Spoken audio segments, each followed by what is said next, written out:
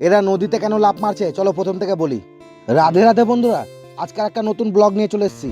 তো সকালবেলায় রেডি হয়ে হেলমেট পরে বাইকের উপর বসে চলে গেলাম আমি কাজে।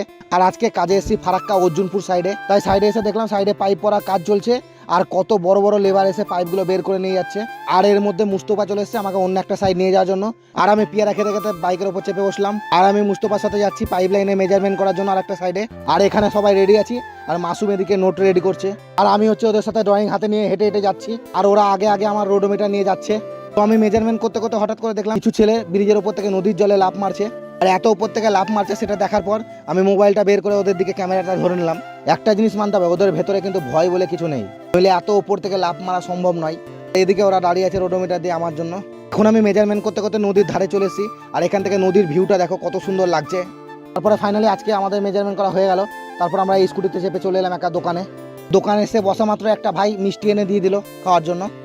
তারপর আমরা এখন চলেছি ফারাক্কা জলের প্ল্যান্টে, আর এখানে দেখছো সবাই মিলে আড্ডা মারছে, এখন বসে মজা করছে। এ হচ্ছে বুড়া, এখন সবাইকে এন্টারটেনমেন্ট করছে। তো এর মধ্যে আমি একটা কমেডি ভিডিও শ্যুট করছিলাম, তার মধ্যে অনেকগুলো কাক এসে চিল্লানোর কারণে আর কমেডি ভিডিও শ্যুট করা হলো না।